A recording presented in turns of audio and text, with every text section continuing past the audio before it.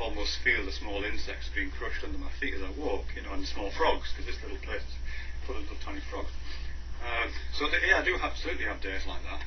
And of course I have days the other way around, where this is just blissful. You know, I look around it and it's just glowing, and it's like walking through diamonds and emeralds, and it's absolutely fantastic. So I suppose I could count up the good days against the bad days and make it personal. But again, see now, what counting? Which one's the elephant here? What game should we be playing? Should we be playing the game where we're going to count up how I personally am affected and how I personally experience my philosophy? Or are we going to talk about the elephant, which is the philosophy, the truth of the matter? What is the reality that we're stepping through? Not how we find a way to make it palatable and survivable while we're here. I mean, I'm not advocating people just sit there all day long just droning it into their heads and being miserable. That's never been anything I've advocated. But I have just pointed out that nothing's going to change if we pretend it doesn't exist. And this, in my opinion, this kind of video facilitates the very thing I'm fighting against, which is people's intuitive nature to grasp at any kind of straw that will get them out of the mess. They don't want to deal with the philosophical, messy truth, and this gives them a vehicle to fudge it, to play a game with it. So you can't understand why this pisses me off? Balance sheet, that's a bit pointless. But I suppose for me, recognising that those things are sweeping through me like the weather gives me at least some kind of a distance on it sometimes. It's not purely personally. The reason why I would not press the button on the human race, or on myself really, apart from the reasons I've already mentioned in relation to optimism and pessimism, the reason why I wouldn't push the button is because I'm just seeing it as kind of weather, you know. Right. So the most important decision you could possibly have, you're going to make your decision entirely based on emotion and some whitewash of emotional compromise.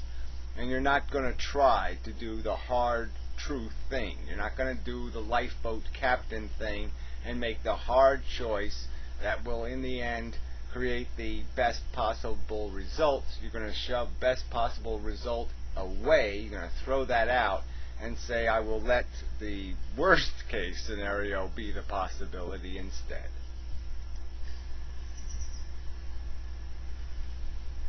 Yeah, just weather really.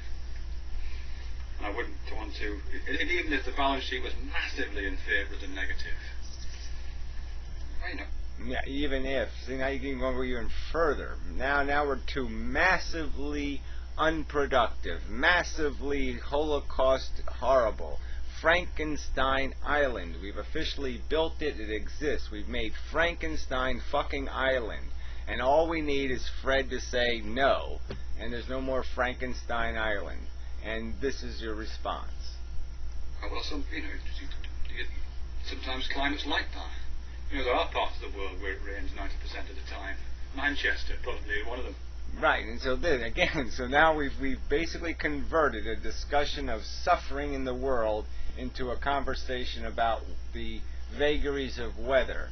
And we've changed an equation where we are going to decide what the hell the fate of the human race is collectively, into something we can control, into something weatherly, like, no, it's out of our control, we just accept the weather, we'll enjoy the good moments, and we'll just let the polio run free.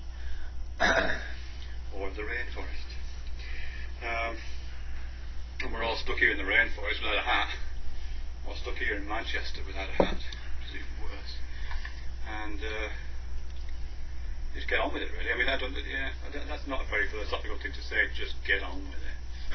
Exactly. It's completely, it's mush. It's crap. It's shit. But it's exactly the kind of shit. All right, I think you damn well know it. That all these little phantasmagoricals are just dying for it. They just love it when people like you say this kind of crap. Because it just gives them something else, another unicorn to cling to. Now it's weather, the weather unicorn. at least recognizing it as a kind of weather system, kind of, gives me at least the distance that I need not to feel completely wedded to the balance sheet and driven henceforth towards the big red button. Right, and well, you've emphatically stated again that you're not driven towards it at all. You've driven yourself exactly in the opposite direction. So you've taken responsibility out of the equation and just said, no, I'm not going to play. So, and again, and not because the philosophy doesn't dictate it, not because the truth doesn't dictate it, not because intelligence doesn't dictate it, but because you are deciding that pragmatically Fred has to be comfortable, and so this will make Fred comfortable is to turn it into weather. And again, I'll argue this is exactly what I'm fighting against. So why am I not entitled to find your video defeating and destructive to my intents and my purposes and my agenda and what I love and what I cherish? You're spitting on what I cherish. You're degrading it. You're crippling it. You're harming it. So why the fuck wouldn't I fight back? And so I fought back in defense of the idea that no, this is not what the human race needs to be doing. We don't need to be trying to make ourselves more comfortable with the damn truth. We have to try to make ourselves uncomfortable with the goddamn truth, because that's the only way we're ever going to do anything about any of it. Damn it. Actually, big red button back of this camera. I'm going to press it. Yeah, I mean, I look, little trite, happy, humorous things, very good, fine, but, really, it's just not the context for it. It really isn't. I mean, this is just too serious a subject. I'm sorry. I mean, vegetarian jokes, slaughterhouse, where do we go next with the jokes and let's lighten it up and let's not be too serious and, it's going nowhere.